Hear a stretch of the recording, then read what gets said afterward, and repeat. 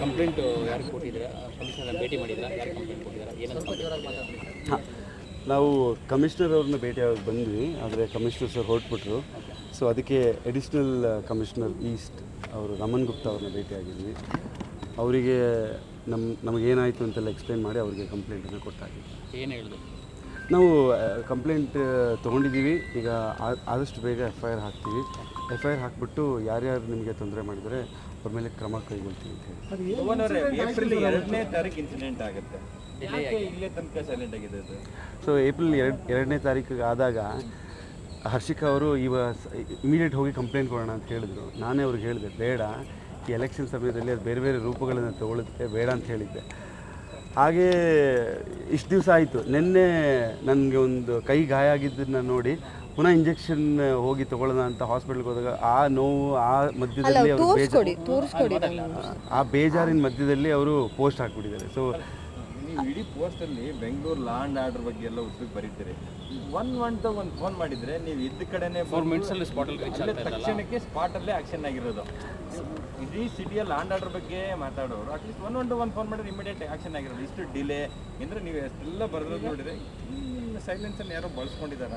ಸರಿ, ಇನ್ನೊಂದು ಸರ್, ಬೆಂಗಳೂರಿನ ಪಾಕಿಸ್ತಾನ ಹೋಲಿಕೆ ಮಾಡ್ತಾರೆ ಆನ್ಸರ್ ಮಾಡಲಿಲ್ಲ.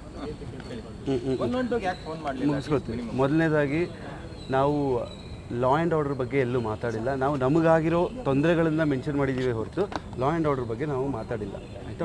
ಇನ್ನೊಂದು ವಿಷಯ ಇನ್ನೊಂದು ವಿಷಯ ಏನು ಅಂತಂದರೆ, ಅವತ್ತಿನ ದಿವಸ 112ಗೆ ಮಾಡೋದಿರಲಿ, ನಾವು ಡೈರೆಕ್ಟಾಗಿ ಅಲ್ಲೊಂದು ಇದು ಪೆಟ್ರೋಲ್ ಕಾರ್ ಇತ್ತು, ಈ ಪೊಲೀಸ್ ಪೆಟ್ರೋಲ್ ಕಾರ್ ಇತ್ತು, ಹೊಯ್ಸಳ ಗಾಡಿ. ಅಲ್ಲಿಗೆ ಹೋಗಿ ಅಲ್ಲೊಬ್ಬರು ASI ಕೂತಿದ್ರು, ಅವ್ರನ್ನ ಭೇಟಿಯಾಗಿ ನಾವು ಖುದ್ದು ಅದೇ ಸಮಯಕ್ಕೆ ಅವ್ರ ಜೊತೆ ಮಾತಾಡಿದ್ದೀವಿ.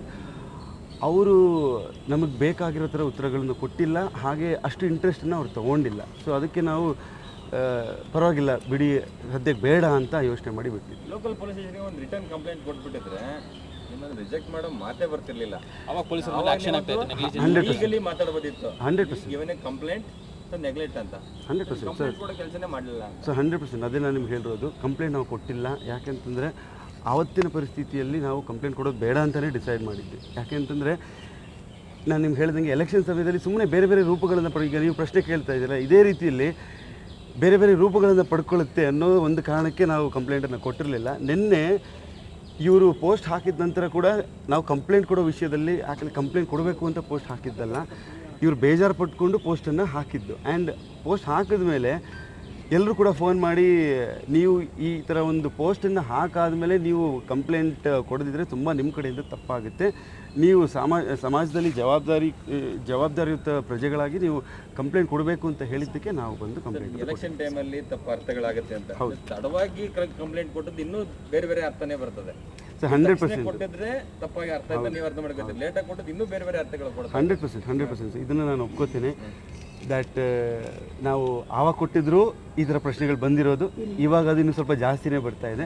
ಬಟ್ ಅಗೇನ್ ನಾವು ನಮಗೆ ಆಗಿರುವಂತಹ ನೋವನ್ನು ತೋಡ್ಕೊತಾ ಇದ್ದೀವಿ ಹೊರತು ನಮಗೆ ಯಾವ ಥರದ್ದು ಬೇರೆ ಇಂಟೆನ್ಷನ್ಗಳು ಇಲ್ಲ ಅಂತ ನಾನು ಈ ಮೂಲಕ ಎಲ್ಲರೂ ಇಷ್ಟಪಡ್ತೀನಿ. ನೀವು ಹೇಳ್ತೀರಾ ನಮಗೆ ಪೊಲೀಸರು ಕಾಂಟ್ಯಾಕ್ಟ್ ಮಾಡಿಲ್ಲ ಅಂತ ನಿನ್ನೆ ಕೊಟ್ಟಂತ ಹೇಳಿಕೆ, ಆದರೆ ಖುದ್ದು DCPನೇ ಹೇಳ್ತಾರೆ ನಾವೇ ಕರೆ ಮಾಡಿ ಫೋನ್ ಮಾಡಿ ಕೇಳಿದ್ದೀವಿ, ಆದರೆ ಅವರು ನಮಗೆ ಕಾಲಾವಕಾಶ ಬೇಕು ಅಂತ ಕೇಳ್ತಿದ್ದಾರೆ.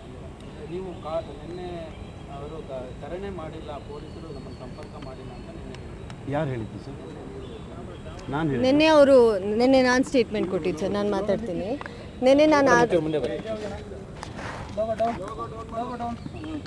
ನಿನ್ನೆ ನಾನು ಹೇಳಿದ್ದೇನೆಂದರೆ, ನಿನ್ನೆನೂ ಕೂಡ ಎಲ್ಲರಿಗೂ ಗೊತ್ತು, ಕೆಲವು ಜನರು ನಮ್ಮ ಮನೇಲಿದ್ದರು, ಎಲ್ಲರೂ ಮನೇಲಿ ಇದ್ದಿದ್ದಕ್ಕೆ ಆ ಸಮಯದಲ್ಲಿ ಕಾಲ್ ಬಂದಿರ್ಬೋದು, ಮಿಸ್ ಆಗಿರ್ಬೋದು, ಖಂಡಿತ ಕಾಲ್ ಮಾಡ್ತೀನಿ ಅಂತ.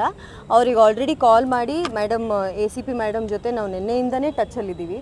ಸೊ ಅವರ ಜೊತೆ ಸಂಪರ್ಕದಲ್ಲಿ ನಾವಿಲ್ಲ ಅಂತ ಅಲ್ಲ, ಆ ಸಮಯದಲ್ಲಿ ಎಲ್ಲರೂ ಇದ್ದಿದ್ದಕ್ಕೆ ಆ ಸಮಯದಲ್ಲಿ ಮಾತಾಡೋಕ್ಕಾಗಿಲ್ಲ, ಅದಾದ ನಂತರ ನಾವು ಮಾತಾಡಿದ್ವಿ ಅವ್ರ ಜೊತೆಗೆ. ಅದಕ್ಕೆ ಅವರು ಹೇಳಿ ನಮಗೆ ಧೈರ್ಯ ಕೊಟ್ಟ ಮೇಲೆ, ಇಲ್ಲ ನೀವು ಕಂಪ್ಲೇಂಟ್ ಕೊಡಿ ನಾವು ಆ್ಯಕ್ಷನ್ ತೊಗೊತೀವಿ ಅಂತೆಲ್ಲ ಹೇಳಿದ ಮೇಲೆ ನಮಗೆ ಸಿಸ್ಟಮ್ ಮೇಲೆ ಯಾವುದೇ ಥರ ಡೌಟ್ ಇಲ್ಲ ಸರ್. ಆದರೆ ಅವತ್ತಿನ ಪರಿಸ್ಥಿತಿಯಲ್ಲಿ ಗಾಡಿಯಲ್ಲಿ ಬರೀ ಹೆಣ್ಮಕ್ಳು, ಇವ್ರ ಗಾಡಿಯಿಂದ ಇಳಿದೂ ಸಾಲಿಲ್ಲ, ಆದರೂ ಇಷ್ಟೊಂದು ಹಲ್ಲೆ ಮಾಡಿದ್ದಾರೆ. ಅದ್ರ ಮೇಲೆ ನಾವು ಅಲ್ಲಿ ಮುಂದೆ ಇದ್ದಿದ್ದ ಒಬ್ಬರು ಪೊಲೀಸ್ ಅಧಿಕಾರಿನ ಮೀಟ್ ಮಾಡಿದ್ದೀವಿ. ಅವ್ರು ಮೀಟ್ ಮಾಡಿ ಅವರು ಇಂಟ್ರೆಸ್ಟ್ ತೋರಿಸ್ತಾ ಇದ್ದಾಗ ಎಲ್ಲಿ ಧೈರ್ಯ ಬರುತ್ತೆ ಸರ್ ಪೊಲೀಸ್ ಸ್ಟೇಷನ್ಗೆ ಹೋಗೋಕ್ಕೆ?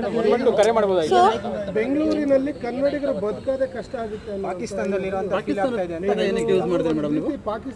ಫೀಲ್ ಆಗ್ತಾ ಇದೆ ನಮಗೆ ಅಂತೇಳಿ ಪ್ರಸ್ತಾಪ ಮಾಡಿ. ಹಾಂ ಸರ್, ನಾವು ಕನ್ನಡ ಮಾತಾಡಿದ್ದಕ್ಕೆ ಅಲ್ಲಿ ಪ್ರಾಬ್ಲಮ್ ಶುರುವಾಗಿದ್ದು. ನಾವು ಮೊದಲು ಕನ್ನಡ ಇವ್ರು ಕೇಳಿದ್ರು, ಯಾಕಪ್ಪ ಕನ್ನಡ ಮಾತಾಡಬಾರ್ದಾ ಅಂತ ಶುರುವಾಗಿದ್ದು. ಇವ್ರು ಚೈನ್ ಸ್ನ್ಯಾಚ್ ಮಾಡೋಕ್ಕೆ ಹೋಗಿ ನನ್ನ ಹತ್ರ ಚೈನ್ ಕೂಡ ಇದೆ, ಅದು ಕಟ್ಟಾಗಿ ಇವ್ರಿಗೆಲ್ಲೋ ಜಾರ್ತಾ ಇದೆ ಅಂತ ಅನಿಸಿ ನನ್ನ ಕೈ ಹಿಂಗೆ ಪಾಸ್ ಮಾಡಿದ್ದಾರೆ. ನೋಡಿದ್ರೆ ಚೈನ್ ಕಟ್ಟಾಗಿದೆ. ಸೊ ಅವ್ರು ಬಂದಿದ್ದ ಉದ್ದೇಶ ಕಳ್ತನ ಮಾಡೋಕ್ಕೆ, ಆಯಿತಾ? ಸೊ ಅವರು ಶುರು ಮಾಡಬೇಕಿತ್ತು ಯಾವುದಾದ್ರೂ ಒಂದು ರೀತಿಯಲ್ಲಿ, ಶುರು ಮಾಡಿದ್ದು ಈ ರೀತಿಯಲ್ಲಿ. How did they start? First ಇದು ಮಾಡಿ ಅದನ್ನೇ ಹೇಳ್ತೀರಲ್ಲ ಸರ್ ನೀವು. ಮತ್ತೆ ಅದೇ ನಾನು ಹೇಳ್ತಾ ಇರೋದು, ನಮ್ಗೆ ಅಲ್ಲೇನೆ ಭೇಟಿ ಮಾಡಿ ನಾವು ವಿ ಆರ್ ನಾಟ್ ಗಿವಿಂಗ್ ಯಾರ ಮೇಲೂ ಅಲಿಗೇಷನ್ ಮಾಡ್ತಾ ಇಲ್ಲ ಸರ್. ಅವತ್ತು ಅವತ್ತು ಹೋಗಿ ಮೀಟ್ ಮಾಡಿದ್ವಿ, ಅವ್ರ ಕಡೆಯಿಂದ ನಮಗೆ ರೆಸ್ಪಾನ್ಸ್ ಕರೆಕ್ಟಾಗಿ ಬಂದಿಲ್ಲ. ಇವರು ನಾವು ಗಾಡಿಯಲ್ಲಿ ಬರೀ ಹೆಣ್ಮಕ್ಳಿದ್ವಿ, ಆಯಿತಾ? ನಾನು ಇವ್ರಿಗೆ ಆ ಟೈಮಲ್ಲೂ ಹೇಳಿದೆ ಹೋಗೋಣ, ಇವರು ಬೇಡ, ಈ ಸಮಯದಲ್ಲಿ ಬೇಡ, ಪರವಾಗಿಲ್ಲ, ಆಯಿತು, ನೋ ಪ್ರಾಬ್ಲಮ್. ಸೊ ನಮಗೆ ಈ ಗಾಯಗಳು ಯಾವಾಗ ಹೀಲ್ ಆಗ್ತಾ ಇಲ್ಲ, ಈ ನೋವು ಹೋಗ್ತಾ ಇಲ್ಲ, ನನಗನ್ಸಿದ್ದು ನಾವೇ ಇಷ್ಟು ಹೆದರ್ಕೊಂಡಿರ್ಬೇಕಾ? ತಮಗೆ ಹಲ್ಲೆ ಆಗಿದೆ, ನಾವು ತಪ್ಪು ಮಾಡಿಲ್ಲ, ನಾವು ಯಾವುದೇ ಥರ ತಪ್ಪು ಮಾಡಿಲ್ಲ, ನಮ್ಮ ಮೇಲೆ ಹಲ್ಲೆ ಆಗಿದೆ, ನಾವು ಸುಮ್ಮನಿರ್ಬೇಕಾ? Let me put it out ಅಂತ ಹೇಳ್ಕೊಂಡು ಆಗಲೂ ಕೂಡ ನಾವು ಕಂಪ್ಲೇಂಟ್ ಕೊಡಬೇಕು, ಇದು ನಾವು ಯೋಚನೆ ಮಾಡಿರಲಿಲ್ಲ. ಈಗ ನಾವು ಎಲ್ಲ ನಮ್ಮ ಕಡೆ ಇಲ್ಲ, ನೀವು ಕಂಪ್ಲೇಂಟ್ ಮಾಡಿದ್ರೇ ನೀವು ಒಬ್ಬರು ಪಬ್ಲಿಕ್ ಫಿಗರ್ ಆಗಿ ನಿಮ್ಮ ಮೇಲೇ ಹಲ್ಲೆ ಆದಾಗ ನೀವು ಸುಮ್ಮನೆ ಇದ್ರೆ ಅದು ಚೆನ್ನಾಗಿರಲ್ಲ, ಒಳ್ಳೆ ಮೆಸೇಜ್ ಕೊಡಲ್ಲ ಅಂತ ಹೇಳಿ. ಸೊ ಅದಕ್ಕೆ ನಾವು ಬಂದು ಇವತ್ತು ರಾಜಕೀಯವಾಗಿ ತಿರುಗಿ ಪಡ್ಕೊಂಡ್ಬಿಡುತ್ತೆ ಅವತ್ತು ಕೊಟ್ಟಿದೆ ಅಂತ. ಆದ್ರೆ ನೀವು ಇವತ್ತು ಕೊಟ್ಟ ಮೇಲೆ ಕೂಡ ರಾಜಕೀಯ ತಿರುಗಿ ಪಡ್ಕೊಂಡಿದ್ರೆ ನಾಯಕರೆಲ್ಲ ಅದಕ್ಕೆ ಟ್ರೀಟ್ಮೆಂಟ್ ಮಾಡ್ತಾ ಇದ್ದಾರೆ. ಕೆಲವು ನಾಯಕರು ರಾಜಕೀಯ ಪಕ್ಷ ನಾಯಕರು. ಇನ್ನೊಂದು ಆರೋಪ ನಿಮ್ಮ ಮೇಲೆ ಏನು ಅಂತಂದ್ರೆ ಬಿಜೆಪಿಯವರು ನಿಮ್ಮ ಹತ್ರ ಟ್ವೀಟ್ ಮಾಡ್ಸಿರೋಂಥದ್ದು ಅನ್ನುವಂಥ ಆರೋಪ ಕೆಲವರು ಮಾಡ್ತಿರೋಂಥದ್ದು. ಯಾಕಂದ್ರೆ ಇಷ್ಟು ದಿನ ಸುಮ್ಮನೆ ಹುಬ್ಳಿ ವಿಚಾರ ಆಯ್ತಲ್ಲ, ಲಾಂಡ್ ಆರ್ಡರ್ ಬಗ್ಗೆ ಮಾತಾಡ್ತೀರಾ. ನಿನ್ನೆ ಹುಬ್ಳಿಯಲ್ಲಿ ಇನ್ಸಿಡೆಂಟ್ ಆಯ್ತು, ಇನ್ಸಿಡೆಂಟ್ ಆದ್ಮೇಲೆ ನೀವು ಟ್ವೀಟ್ ಮಾಡ್ತೀರಾ ಪಾಕಿಸ್ತಾನ ಆಫ್ಘಾನಿಸ್ತಾನ ಇದೀವ ಅನ್ನುವಂಥದ್ದು ನಮ್ಗೆ ಗೊತ್ತಾಗಿಲ್ಲ ಅಂತ ಹೇಳ್ತೀರಾ. ಇದೆಲ್ಲವೂ ಕೂಡ ಅಷ್ಟೆಲ್ಲೋ ಒಂದು ರೀತಿ ಪೂರ್ವ ನಿಯೋಜಿತವಾಗಿ ಮಾಡಿಸ್ತಿರುವಂಥದ್ದು ಅನ್ನೋಂಥದ್ದು ಆರೋಪ ಇದೆ ನಿಮ್ಮ ಮೇಲೆ. ಸರ್, ನಮ್ಮ ಮೇಲೆ ಆಗಿರುವಂಥ ಹಲ್ಲೆ ಬಗ್ಗೆ ನಾವು ಮಾತಾಡ್ಕೊಂಡಿದ್ದು, ನೋವಲ್ಲಿ ಹೇಳ್ಕೊಂಡಿರೋದು, ಆಯಿತಾ? ಇಲ್ಲಿ ನಮಗೆ ಯಾರೇ ಬಂದು ನಮಗೆ ನೀವು ಹಿಂಗೆ ಮಾಡಿ ಹೇಳೋದು ಬೇಕಾಗಿಲ್ಲ ಸರ್. ನಾವು ತಿಳಿದಿರೋರು, ತಿಳುವಳಿಕೆ ಇರೋರು, ನಾವು we did not make any statements. ಆ ಸಮಯದಲ್ಲಿ ಕನ್ನಡ ಮಾತಾಡಿದ್ರೆ ಯಾಕಪ್ಪ ಕನ್ನಡ ಮಾತಾಡಬಾರ್ದ, ಕರ್ನಾಟಕದಲ್ಲಿ ಕನ್ನಡ ಮಾತಾಡಬಾರ್ದ ಅಂದಾಗ ಅವ್ನು ಬಂದು ಹಲ್ಲೆ ಮಾಡ್ತಾನೆ ಅಂದಾಗ ಕರ್ನಾಟಕದಲ್ಲಿ ಕನ್ನಡ ಮಾತಾಡೋದು ತಪ್ಪ, ನಾವೇನು ಪಾಕಿಸ್ತಾನದಲ್ಲಿದ್ದೀವ ಅಂತ ನಾನು ಹಾಗೆ ಕೇಳಿರೋದು. ನಾನಿಲ್ಲಿ ಯಾವುದೇ ಥರ ಬೇರೆ ರೀತಿಯಲ್ಲಿ ರೂಪ ತಗೋಬಾರ್ದು. ಅದು ನಾನು ಕೇಳಿರೋದಿಷ್ಟೇ, ಕರ್ನಾಟಕದಲ್ಲಿ ನಾವು ಕನ್ನಡ ಮಾತಾಡೋದು ತಪ್ಪ ಅಂತ ಕೇಳಿರೋದು. ನಿಮ್ಮ ಇನ್ಸಿಡೆಂಟ್ ಪೊಲಿಟಿಕಲ್ ಆಗಿ ಬಳಸ್ಕೊಂತಿದ್ದಾರೆ ಮೇಡಮ್ ಇವತ್ತು ರಾಜಕೀಯ ನಾಯಕರನ್ನೆಲ್ಲರೂ ಕೂಡ ಅಷ್ಟೇ ಕೇಳ್ತಿರುವಂಥದ್ದು. ಸೊ ಅದ್ರ ಬಗ್ಗೆ ಏನು ಹೇಳ್ತೀರಾ ಮೇಡಮ್? ಸರ್, ನಾವು ಪೊಲಿಟಿಕಲಿ ಯಾವುದೇ ರೀತಿಯಲ್ಲಿ ನಾವು ಅದನ್ನ ನೀವು ಹಾಕಿರುವಂಥ ಟ್ವೀಟ್ ಪೊಲಿಟಿಕಲಿ ಚೇಂಜ್ ಆಗ್ತಿದೆ, ಅದು ಅದ್ರ ಬಗ್ಗೆ ಏನು ಹೇಳ್ತೀರಾ ಸರ್? ಬಟ್ ಈಗ ನಾನು ಹೇಳೋದು, ಇವಾಗ ನೀವೆಲ್ಲ ನಮ್ಮನ್ನ ಇಷ್ಟು ಪ್ರಶ್ನೆ ಮಾಡ್ತಿದ್ದೀರಲ್ಲ, ಹಲ್ಲೆ ಒಳಗಾದವ್ರು ಕಂಪ್ಲೇಂಟ್ ಮಾಡಬಾರ್ದಾ? ಹಾಗಿದ್ರೆ ಸ್ಟೇಟ್ಮೆಂಟ್ ಮಾಡಬಾರ್ದಾ? ಸರ್ ಡಿಲೇ ಆದ್ರೂ ನಾವು ಬಂದಿದ್ದೀವಲ್ವಾ, ಆಚೆ ಬಂದು ಹೇಳ್ತಾ ಇದ್ದೀವಲ್ಲ, ಇದೇನಾಗುತ್ತೆ, ನೀವು ಆಚೆ ಬಂದು ಜನರ ಹತ್ರ ನಾವು ಹೇಳ್ತಾ ಇರೋದು ತಪ್ಪು ಅನ್ನೋ ರೀತಿ ಅಲ್ಲ. ನೀವು ನಮಗೆ ಕೇಳ್ತಾ ಇದ್ದೀರಾ ಅಂತ ನಾನು ಹೇಳ್ತಾ ಇಲ್ಲ. ಈಗ ನೀವು ಒಂದು ಟ್ವೀಟ್ ಮಾಡಿರೋ ತುಂಬಾ ದೊಡ್ಡದಾಗಿ ಬರ್ಕೊಂಡಿದ್ದೀರಾ, ನೀವೇ ಬರ್ದಿದ್ದ ಅಥವಾ ನಿಮ್ಗೆ ಯಾರು ಬರ್ಕೊಟ್ಟಿದ್ದೆ ಮೇಡಮ್? ನಾವೇ ಬರ್ದಿದ್ದು, ಅದ್ಯಾಕೆ ಬೇರೆಯವ್ರು ಬರ್ಕೊಡ್ಬೇಕು ನಮಗೆ? ರಾಜಕೀಯ ಈಗ ದಿನ ಸುಮ್ಮನೆ ಇವಾಗ ಕಂಪ್ಲೇಂಟ್ ಕೊಡೋಕೆ ಬಂದಿದ್ದೀರಾ. ಅವತ್ತು ಯಾರಾದ್ರೂ ನಿಮಗೆ ಬಂದು ನೀವು ರಾಜಕೀಯವರು ಯಾರನ್ನಾರು ಭೇಟಿ ಮಾಡಿದ್ರ, ಅವರು ನಿಮಗೆ ಫೋನ್ ಮಾಡಿದ್ರ, ಟ್ವೀಟ್ ಮಾಡ್ತಾ ಇದ್ದಾರೆ, ಇದ್ರೆ ಹಿಂದೆ ರಾಜಕೀಯಕ್ಕೆ ನಿಮ್ಮಾಗಿರಿ ಬಳಸ್ಕೊಂತ ಇದಾರೆ ಅನ್ನೋ ಆರೋಪ ಇರೋದು. ಸರ್, ಇದಕ್ಕೆ ನಾನು ಸಂಪರ್ಕ ಮಾಡಿದ್ರ, ಇಲ್ಲ ಸಾಂತ್ವನ ಹೇಳಕ್ ಫೋನ್ ಮಾಡಿದ್ರ, ಇಲ್ಲ ಇದನ್ನ ಬಳಸ್ಕೊತಾ ಇದ್ದಾರೆ, ಬಳಸ್ಕೊಂಡ್ರೆ ಇದಕ್ಕೆ ನಿಮ್ಮ ಉತ್ತರ ಏನಿದೆ? ಸರ್, ಇದಕ್ಕೆ ನಾನು ಉತ್ತರ ಕೊಡ್ತೀನಿ ಸರ್. ವಿಷಯ ಏನು ಅಂತಂದರೆ, ವಿಷಯ ಏನು ಅಂತಂದರೆ ಮೊದಲನೇದಾಗಿ ನಮಗೆ ನಮ್ಮದೇ ಆದ ಸ್ವಂತ ಬುದ್ಧಿ ಅನ್ನೋದಿದೆ, ಆಯಿತಾ? ಇನ್ನೊಂದು ಎರಡನೇ ವಿಷಯ ಅಂತಂದರೆ, ನಾವು ಇಲ್ಲಿವರೆಗೂ ಯಾವ ಪಕ್ಷದ ಜೊತೆ ಗುರುತಿಸ್ಕೊಳ್ಳೋದು ಇಲ್ಲ, ಆಯಿತಾ? ಅದಕ್ಕೆ ನಾನು ಹೇಳ್ತಿರೋದು ಇಷ್ಟೇ, ಈ ಥರ ಸಮಯದಲ್ಲಿ ಈ ಥರ ಒಂದು ವಿಚಾರವನ್ನು ನಾವು ಹೊರಗೆ ತೆಗೆದಾಗ ಈ ಥರ ಪ್ರಶ್ನೆಗಳು ಬರೋದು ಸಹಜ, ಬಂದೇ ಬರುತ್ತೆ, ನಮಗದು ಅರ್ಥ ಆಗುತ್ತೆ. ಆದರೆ ಸತ್ಯ ಹೇಳಬೇಕು ಅಂತಂದರೆ, ನಾವು ಈ ಹುಬ್ಳಿಯಲ್ಲಿ ನಡೆದಿರುವಂಥ ಒಂದು ಕೇಸ್ ಇರಲಿ, ಮತ್ತು ಇನ್ನೊಂದು ಆ ಕೇಸ್ ಏನು ನಡೆದಿತ್ತು ಅದ್ರ ಬಗ್ಗೆ ನಮಗೆ ಅಷ್ಟು ಮಾಹಿತಿ ಆ್ಯಕ್ಚುಲಿ ಇರಲಿಲ್ಲ. ಇವರು ನನಗೂ ಕೂಡ ಇವ್ರು ಪೋಸ್ಟ್ ಹಾಕೋದು ಅಷ್ಟು ಸ್ಪಷ್ಟವಾಗಿ ಗೊತ್ತಿರಲಿಲ್ಲ. ಇವ್ರು ಪೋಸ್ಟ್ ಹಾಕಿದ ಮೇಲೆ ನಂಗೆ ಗೊತ್ತಾಯಿತು ಈ ಥರ ಒಂದು ಪೋಸ್ಟ್ ಬಂದಿದೆ ಅಂತ ಒಂದು ವಿಷಯ. ಇನ್ನೊಂದು ವಿಷಯ ಏನು ಅಂತಂದರೆ ಕಂಪ್ಲೇಂಟ್ ವಿಚಾರಕ್ಕೆ ಬಂದರೆ ನಾವು ನಿನ್ನೆ ಇವ್ರು ಪೋಸ್ಟ್ ಹಾಕಿದ ಮೇಲೆ ಕಂಪ್ಲೇಂಟ್ ಕೊಡಬೇಕು ಅನ್ನೋ ಯೋಚನೆಯಲ್ಲಿ ಇರಲಿಲ್ಲ. ಆದರೆ ನಮ್ಮ ಹಿತೈಷಿಗಳು ನಮಗೆ ಫೋನ್ ಮಾಡಿ ನೀವು ರೆಸ್ಪೆಕ್ಟೇಬಲ್ ಪ್ರಜೆಗಳಾಗಿ ನೀವು ಈ ಥರ ಮಾಡೋದು ತಪ್ಪು, ನೀವು ಹೋಗಿ ಕಂಪ್ಲೇಂಟ್ ಕೊಡಲೇಬೇಕು ಅಂತ ಹೇಳಿದ್ದಕ್ಕೆ ನಾವು ಅವರ ಮಾತನ್ನು ಕೇಳಿ ನಾವು ಇವತ್ತು ಬಂದು ಕಂಪ್ಲೇಂಟನ್ನು ಕೊಟ್ಟಿರುವಂಥದ್ದು.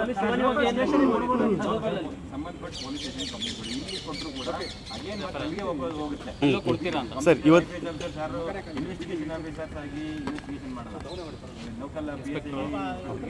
ಹೌದು ಸರ್, ನಾವು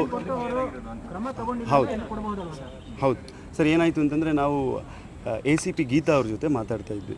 ಅವರು ಪುಲ್ಕೇಶಿ ನಗರ್ ACP ಅವ್ರ ಜೊತೆ ಮಾತಾಡ್ತಾ ಇದ್ವಿ. ಅವರನ್ನು ನಾವು 12 ಗಂಟೆಗೆ ಭೇಟಿ ಆಗಬೇಕಾಗಿತ್ತು.